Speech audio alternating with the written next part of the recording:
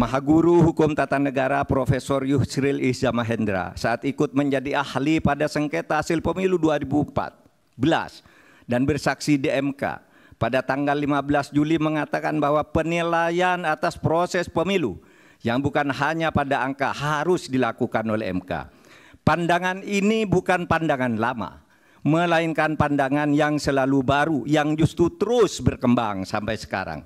Menjadikan MK hanya sekedar mahkamah kalkulator, menurut Pak Yusril, adalah justru merupakan pandangan lama yang sudah diperbarui sekarang. Itu yang tadi malam saya katakan, kaul kadim dan kaul jadid, pendapat lama dan pendapat baru. Bukan berarti saya inkonsisten dengan pendapat saya tahun 2014 itu. Tahun 2014 saya dihadirkan sebagai ahli di persidangan Mahkamah Konstitusi dalam sengketa Pilpres pada waktu itu. Saya mengatakan Mahkamah Konstitusi mestinya tidak hanya menjadi mahkamah kalkulator, tapi Mahkamah Konstitusi dapat memeriksa substansi penyelenggaraan pemilu, bahkan dapat membatalkan hasil pemilu. Itu betul saya ucapkan pada tahun 2014, ketika belum ada aturan-aturan tentang pembagian kewenangan, di mana kewenangan itu kalau terjadi pidana itu kewenangannya Gakumdu, ya, ada atau tidak. Kalau ada terus tidak lanjuti aparat penegak hukum. Kalau terjadi pelanggaran administratif pemilu itu kewenangannya Bawaslu, maju ke pengadilan tinggi, bahkan bisa maju ke pengadilan tinggi TUN, bahkan bisa maju ke Mahkamah Agung. Ujungnya yang menjadi sisa dari itu semua adalah dengan perselisihan hasil pemilu.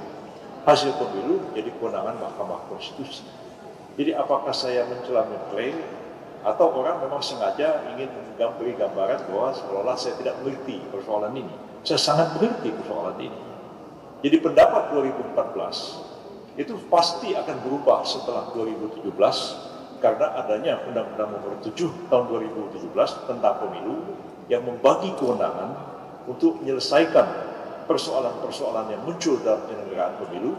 Pertama adalah persoalan administrasi yang diselesaikan oleh Pengadilan Tinggi TUN dan Mahkamah Agung, persoalan pidana pemilu oleh Gakumdu dan aparat penegak hukum, dan persoalan hasil pemilu yang diselesaikan oleh Mahkamah Konstitusi. Jadi dalam teori disebut bahwa ini ada dua jenis sengketa. Pertama adalah sengketa proses dan yang kedua adalah sengketa hasil.